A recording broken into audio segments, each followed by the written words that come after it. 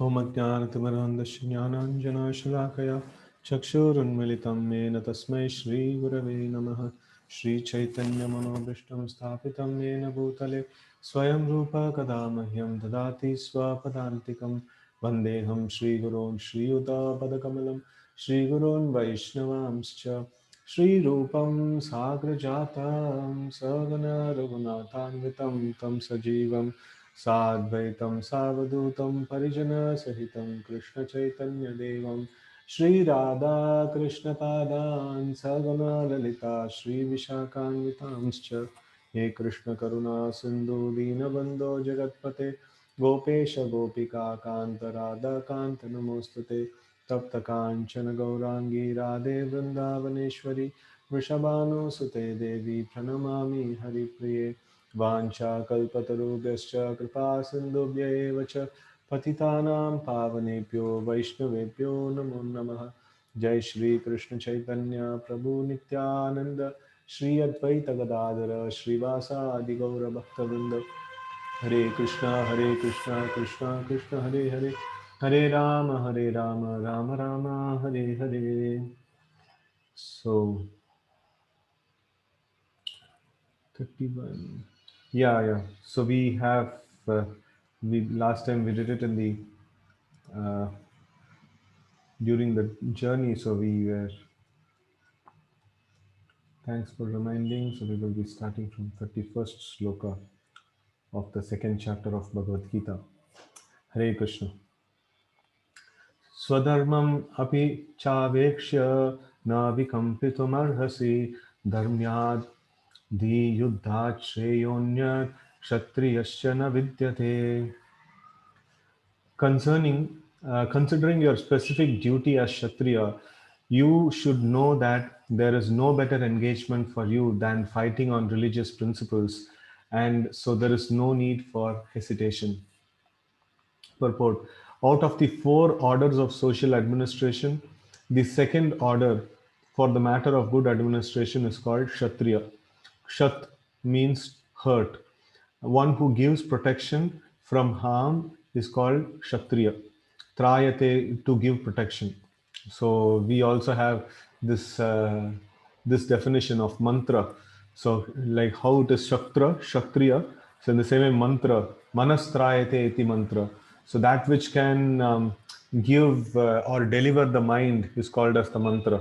So this is the way the definitions are, like the Sanskrit words are made. So ksha or kshat means to hurt, and then trayate means to give protection from hurt.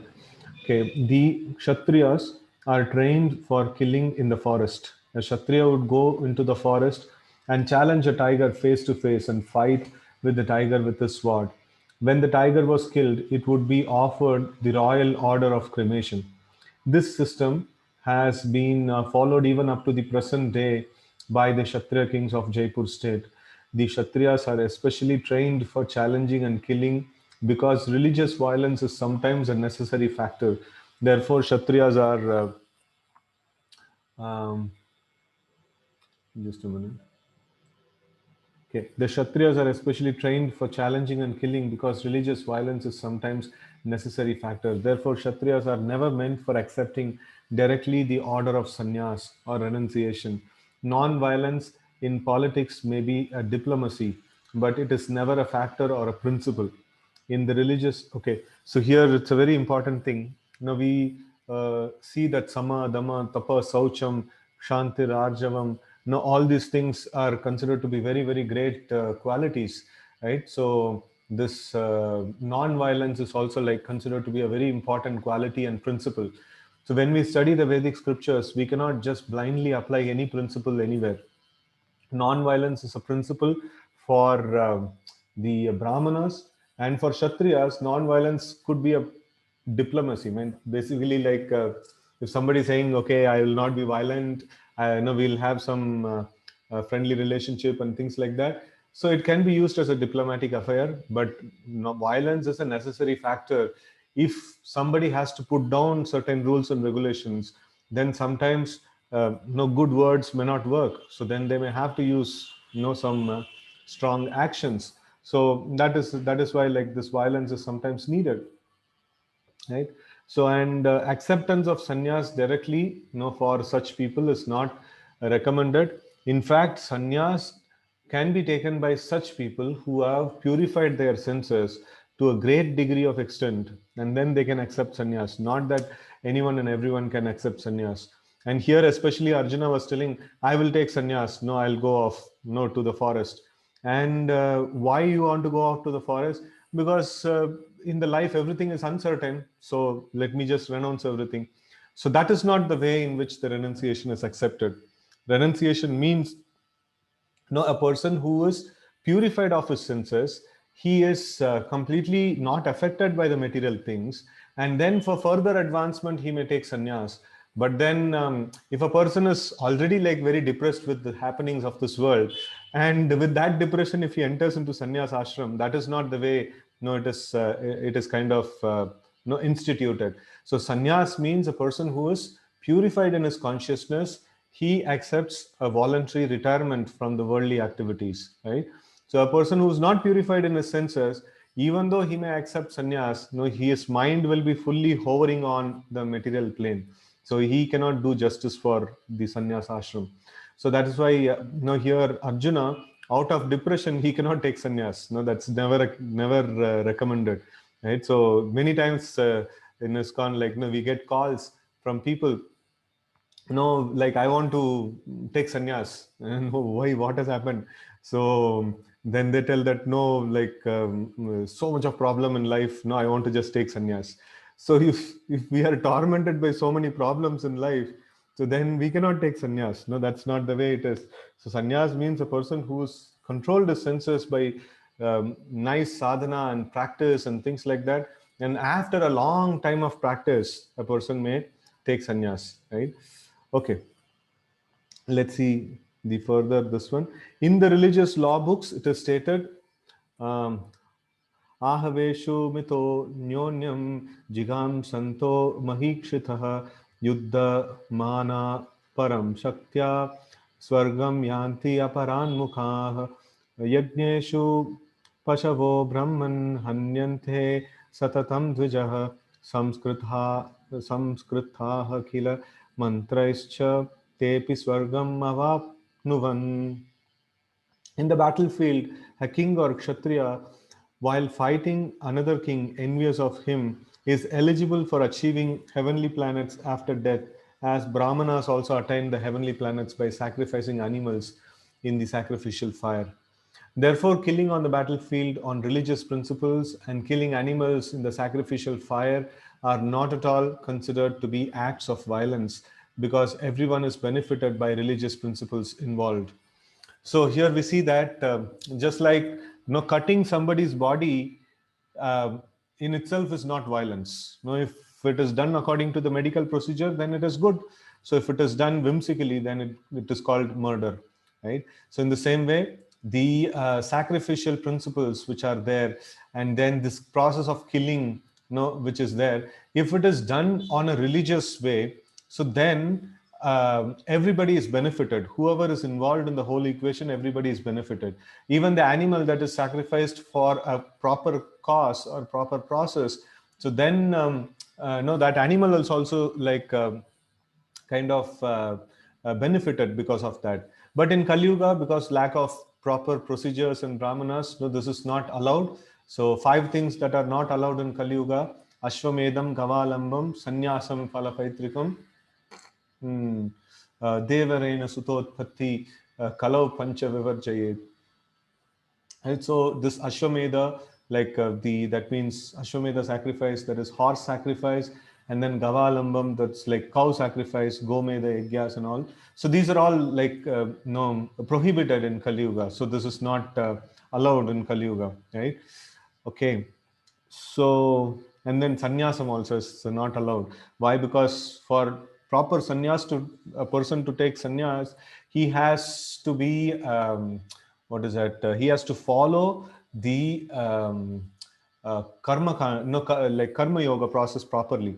So karma means to follow according to the religious, to follow things or do every activity according to the scriptures. So then it is called karma.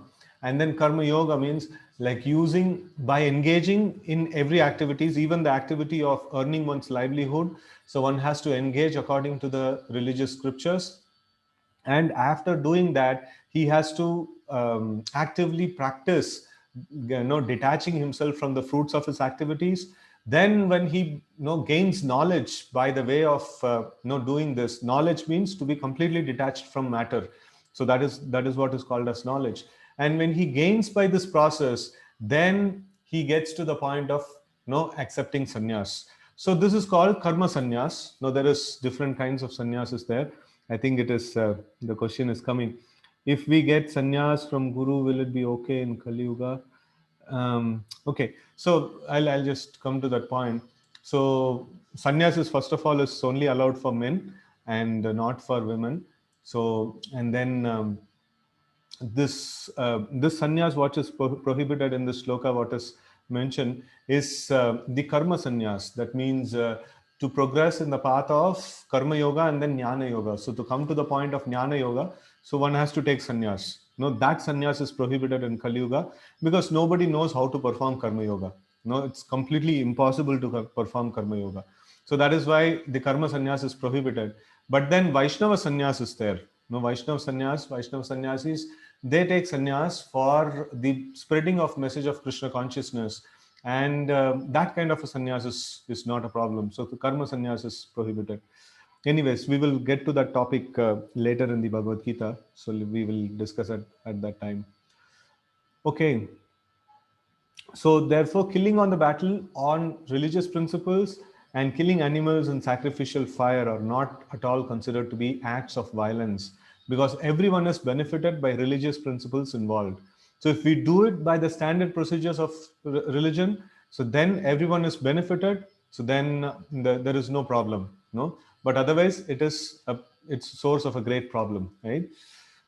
Okay, the animal sacrifice gets a human life immediately without undergoing the gradual evolutionary process from one form to another, and the Kshatriyas killed on the battlefield also attain the heavenly planets, as to the Brahmanas who attain them by offering sacrifice.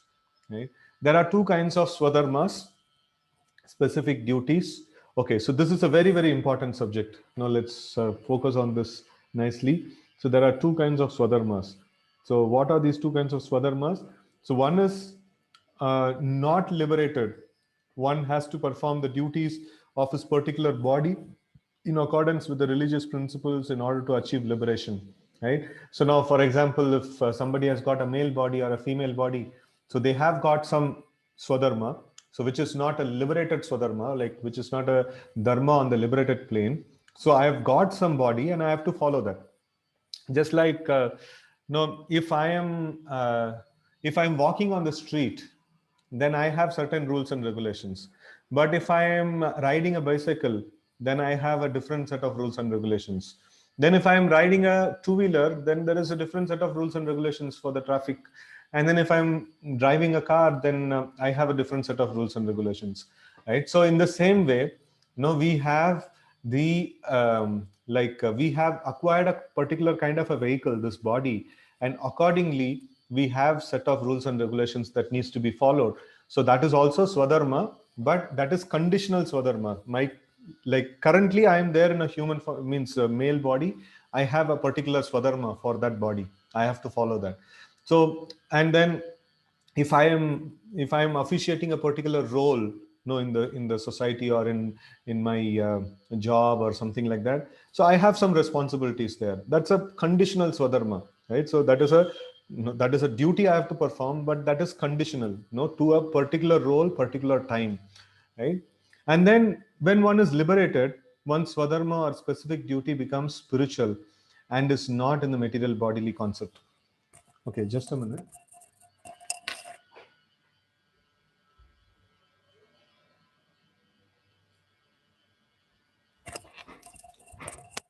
Okay. So, in the bodily conception of life, there are specific duties for the Brahmanas and Kshatriyas, respectively, and such duties are unavoidable. Swadharma is ordained by the Lord, and this will be clarified in the fourth chapter. So now this Swadharma, whenever we use this word Swadharma, there is two kinds of Swadharma that is there. One is my conditional Swadharma and another is my eternal Swadharma. That is Jivara Swarupahai, Krishna and Nityadas. So to be a servant of the Supreme Lord Krishna. So that is like my eternal Swadharma. And then the conditional Swadharma is I am a male, I am a female, no, I have so and so responsibility and things like that. So in this world, in the current condition, so that is conditional Swadharma. Okay. On the bodily plane, Swadharma is called Varanashrama Dharma or man's stepping stone for spiritual understanding. So, like whatever may be my position, whatever may, like I have the qualities of a Brahmana or a Kshatriya or Vaishya or a Shudra. So, accordingly, like I have to conduct myself, and that is called the bodily Swadharma. No, that is called as the Varanashrama Dharma in the Vedic parlance. And Varana and Ashrama. So both the things should be there. So there is this different ashramas as the like Brahmacharya ashrama, Grahastha ashrama, Sannyasa ashrama, Vanaprastha ashrama, and things like that. And Varanas are the Brahmana, Kshatriya, Vaishya, Shudra.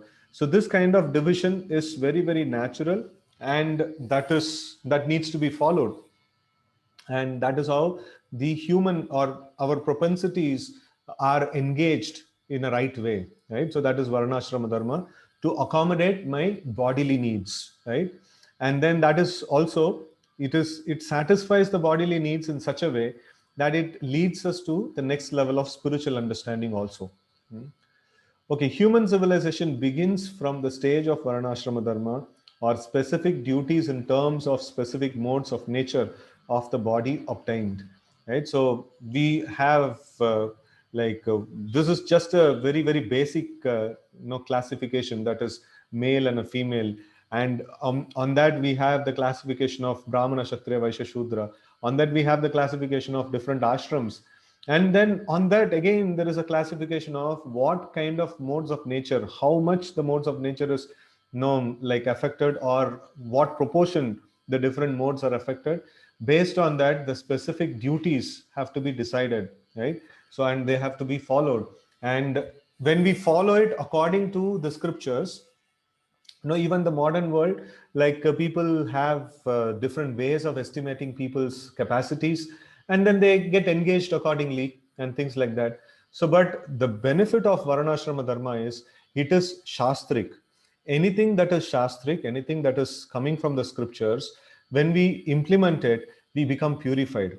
Anything that is concocted by our imperfect mind, if we do it, we may achieve some kind of efficiency, material efficiency, but will there be any purification of our system? No.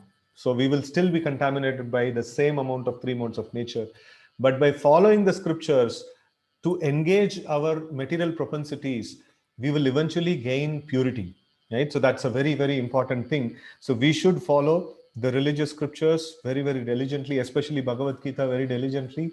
So the same idea, if it is concocted by me and if I'm using it, no, I will not get purified.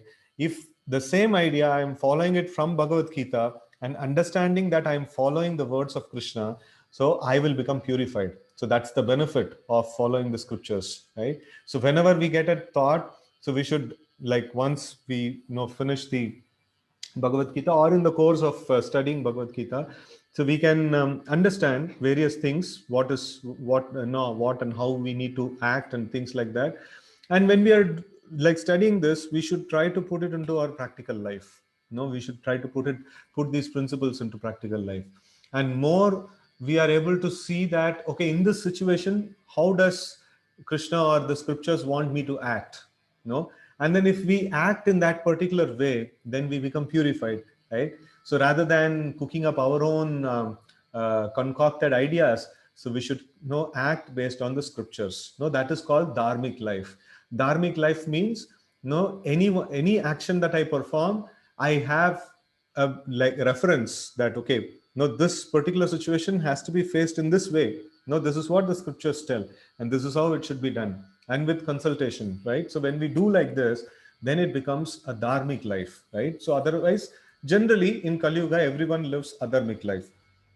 Even though, like, people think that no, some ek do agarbatti dikha denge bhagwan ko, like no, we become dharmic, no, in our this one.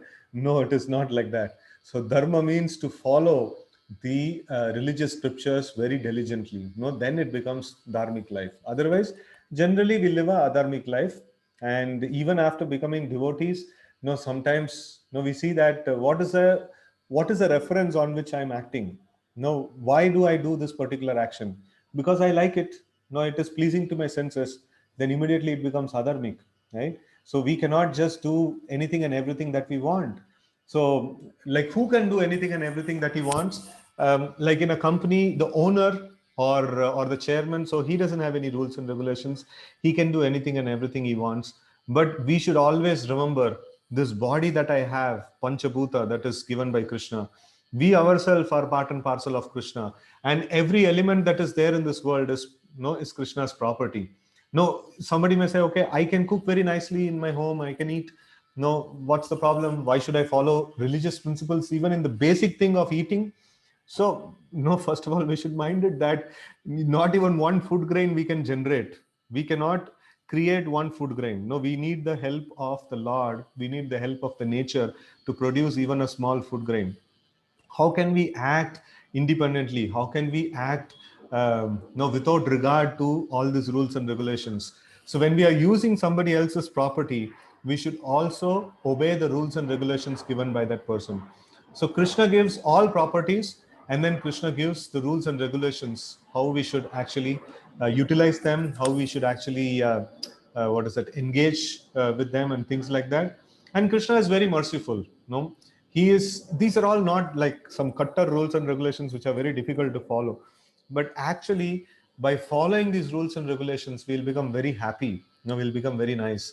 So we should try to live dharmic life where every single action of our of ours is guided by some principle of the scriptures, and then truly we are trying to progress, truly we are trying to purify ourselves. So that is the proper way of life, right? So that is the purpose for which we are studying. Sometimes people study Bhagavad Gita, but then they don't want to implement in their life. So that is also means they are like getting to know the dharma, but they don't want to live a dharmic life. No, that's the no, sad state. But anyways, we should try to understand and implement. Okay.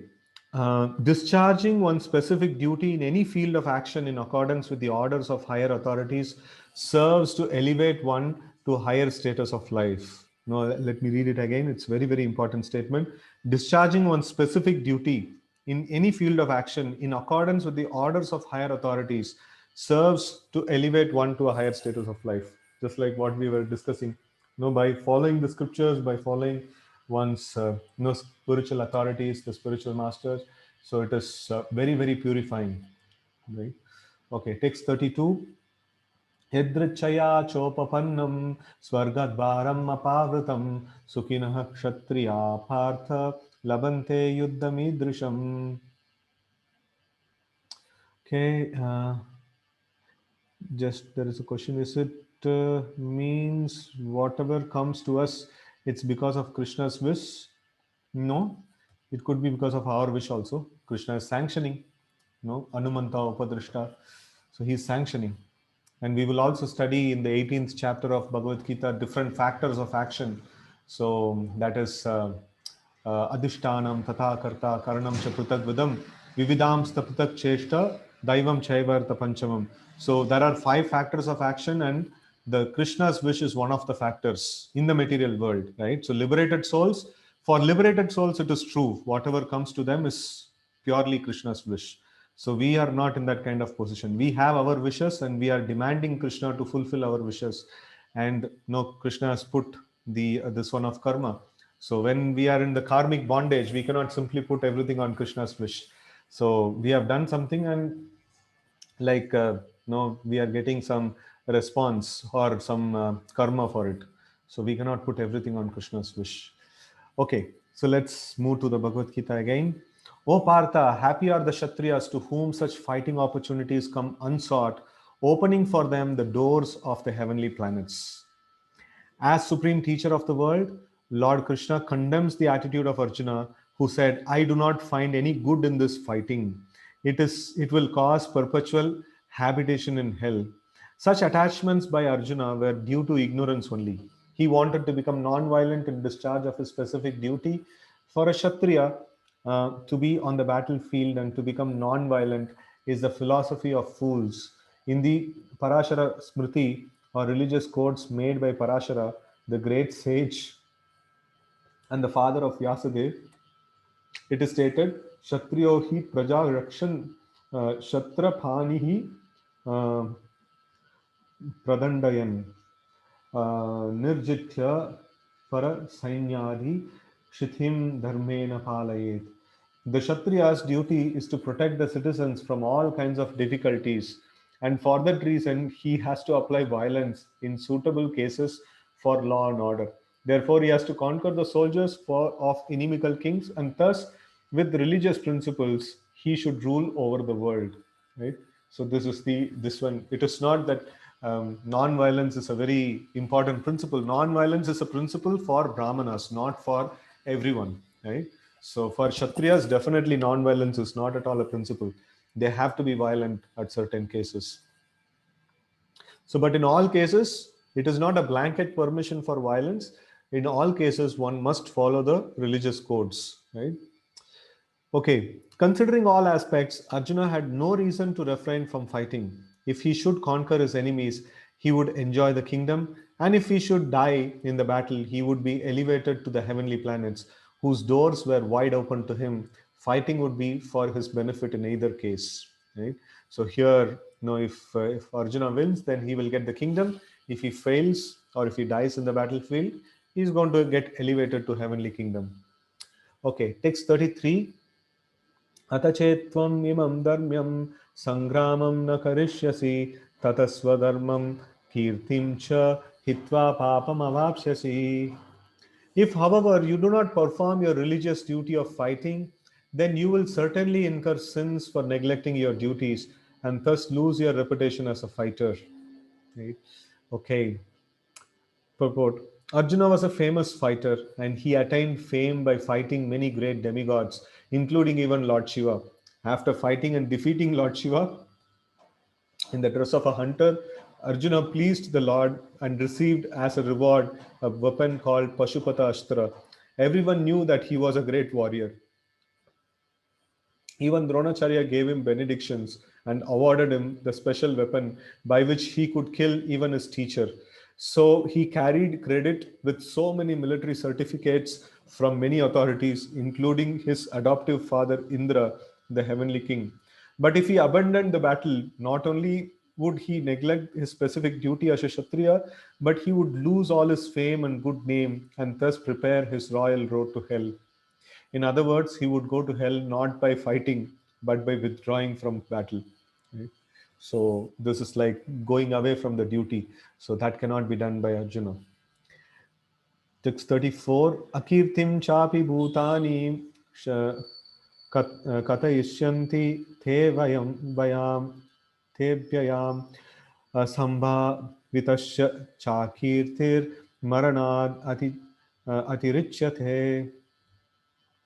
People will speak of your infamy, and for a respectable person, dishonor is worse than death. Purport. Both a friend and philosopher to Arjuna, Lord Krishna now gives his final judgment regarding Arjuna's refusal to fight. The Lord says, Arjuna, if you leave the battlefield before the battle even begins, people will call you a coward. And if you think that people may call you bad names, but that you will save your life by fleeing the battlefield, and then my advice is that you'd do better to die in the battle. For a respectable man like you, ill fame is worse than death. So you should not flee for fear of your life. Better to die in the battle. That will save you from the ill fame of misusing my friendship and and from losing your prestige in the society. Right? So Krishna is very very clear. Don't call me your friend. No, if you want to do all these things. So then, what will people think? No, with expert guidance of Krishna, no, this guy is like doing like this. So it will not be a very nice thing, right? So the final judgment of the Lord was for Arjuna to die in the battle and not withdraw. No, even the worst case scenario, you die, but don't withdraw. Text 35. Baya dranad uparatham mam mamshante tvam maharatah yesham cha tvam bahumato bhutva yashashilagavam. The great generals who have highly esteemed your name and fame will think that you have left the battlefield out of fear only, and thus they will consider you insignificant. Purport. Lord Krishna continued to give his verdict to Arjuna.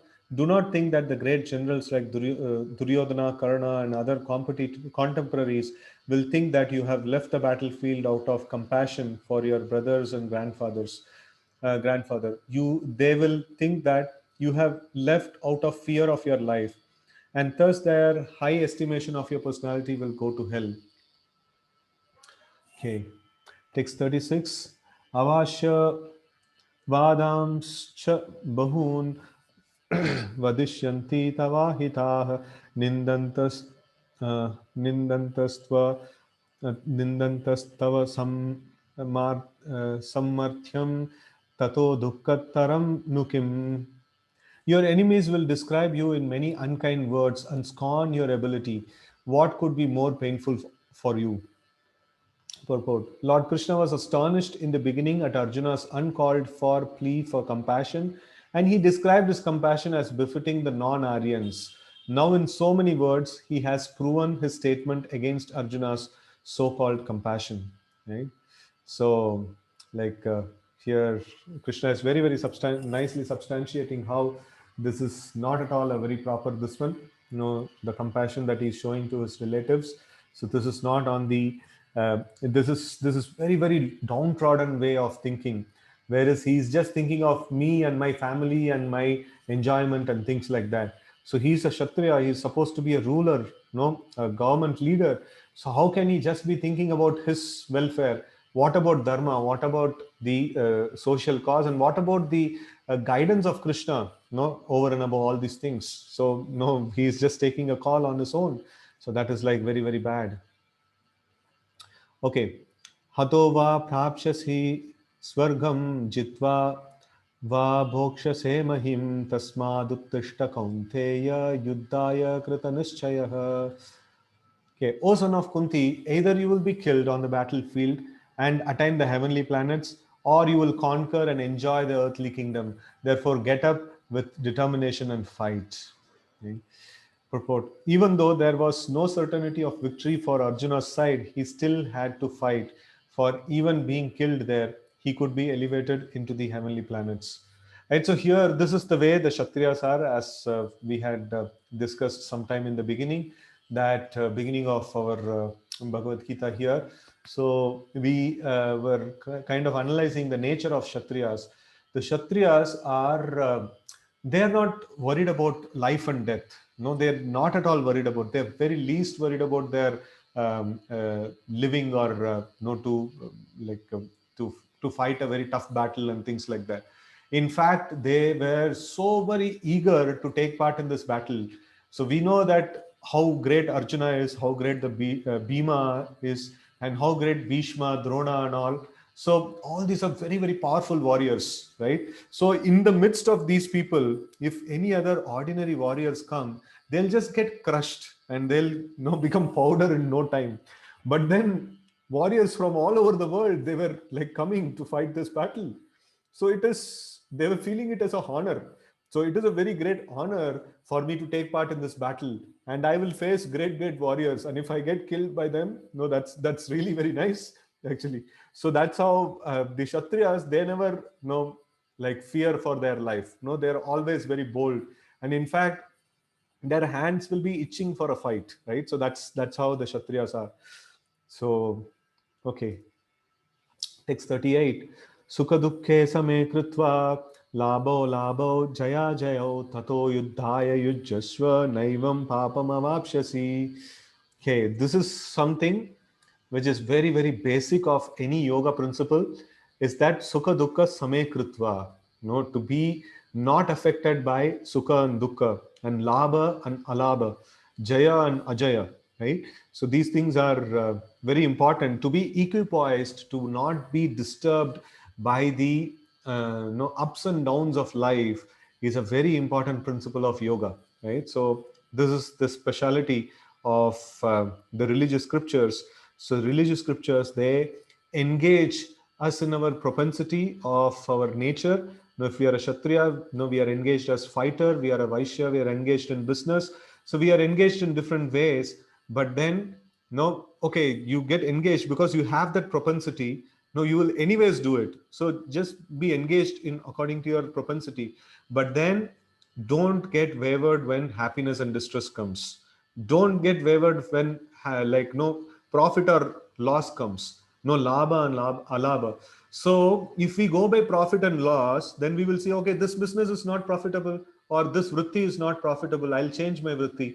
So then what happens? That is like I am designed for that particular vritti. I have got vritti means profession. So I have got a particular kind of modes of nature, and I must do this work only.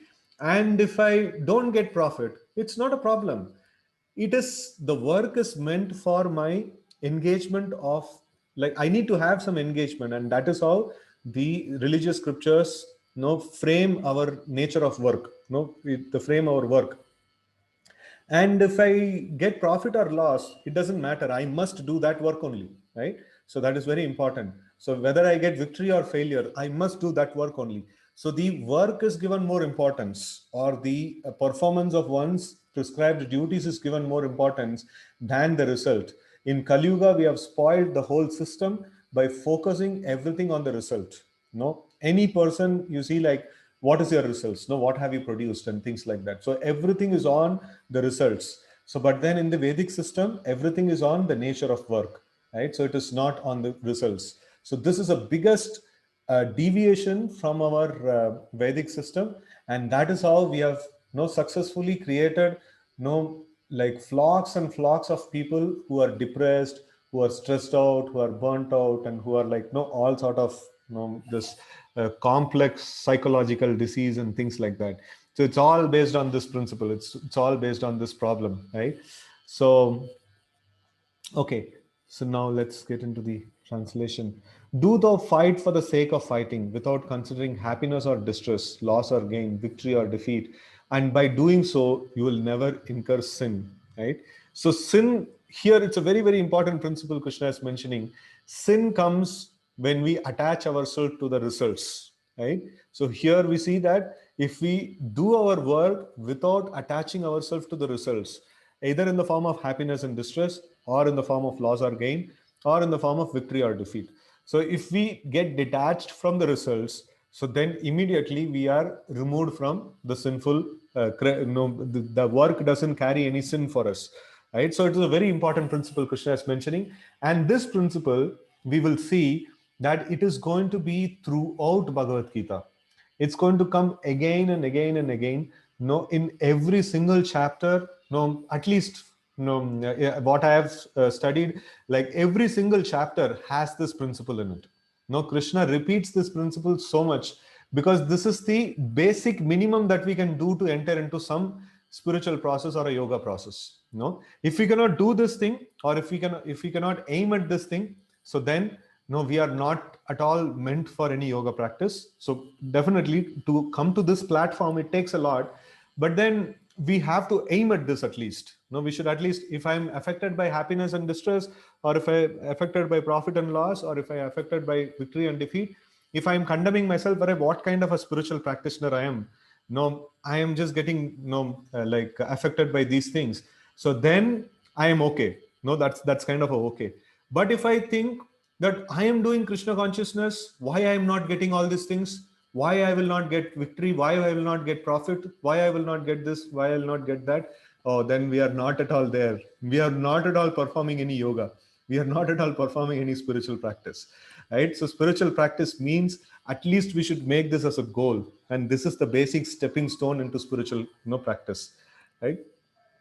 Okay, so spiritual practice means it is sinless. The sinless practice starts from this. So many times people say, like, no, I am not hurting anybody. No, I am not like I'm doing everything good for people. I'm all good and things like that. So they should see the definition of sin. So this is the definition of sin. If anybody is like affected by these things, then he is committing sin only. So he's not having a sinless life. Okay. Purport. Lord Krishna now directly says that Arjuna should fight for the sake of fighting because he desires the battle. Because he is mentioned in capitals, that means like because Lord Krishna desires this battle, and no, that's why it needs to be done. So till now, Krishna was telling that you see, like people will talk bad about you. No, like you will, if you die in the battlefield, you will go to heaven. Otherwise, if you just run away from battlefield, no, you will go to hell and things like that. And now Krishna changing the gear. Now Krishna is talking about something completely different. So now he is telling, forget about anybody talks anything. Forget about you're going to get happiness or defeat. Forget about anybody's prizes or no insult. No, forget about victory or defeat. Whatever may be the case, this is your duty. You must perform it. No, otherwise you are going to get sin. So don't base your decisions based on what will be the outcome on the basis of happiness and distress, victory and defeat. Don't do all these things. This is your duty and you must perform. By going away from this, you will incur sin. So duty means whether I get whatever may be the result, it doesn't matter. I must perform. That is duty, right? So by performing duties according to the scriptures, we will avoid sin, right? We will get purified. Okay. There is no consideration of happiness or distress, profit or loss, victory or defeat in the activities of Krishna consciousness. That everything should be performed for the sake of Krishna is transcendental consciousness. So there is no reaction to material activities. He who acts for his own sense gratification, either in goodness or in passion, is subjected to reaction. Is subjected to reaction, good or bad. But he who has completely surrendered himself in the activities of Krishna consciousness is no longer obliged to anyone. As one is in the ordinary course of activities. It is said, Deva Rishi Bhutaptha Nrinam Pitrinam Na Kinkaro Nayam Rinicharajan Sarvat Manoya Sharanam Sharanyam Gato Mukundam Parihritya Kartam. Anyone who has completely surrendered unto Krishna, Mukunda, giving up all other duties, is no longer a debtor, nor is he obliged to anyone, not the demigods, nor the sages, nor the people in general, nor kinsmen, nor humanity, nor forefathers. Right? So all debts, like we are getting debts from so many people because we are getting some benefits from so many like different people around us, and any benefit I get, I have to repay to them. But if I become Krishna conscious, if I repay the original debt of turning our face away from Krishna, then I will be absolved from all other debts which are subsequently created, right? Okay, that is the indirect hint given by Krishna to Arjuna in this verse, and the matter will be more clearly explained in the following verses. Okay, so we will see another one sloka. येषाथे विहिता संख्ये बुद्धिर्योगे त्व इमां शृणु बुद्ध्या युक्तो यया Partha कर्मबन्धं प्रहास्यसि. Okay, see, I have so just a minute. Hare Krishna, Krishna Krishna, Hare Hare, Hare Ram, Hare Ram.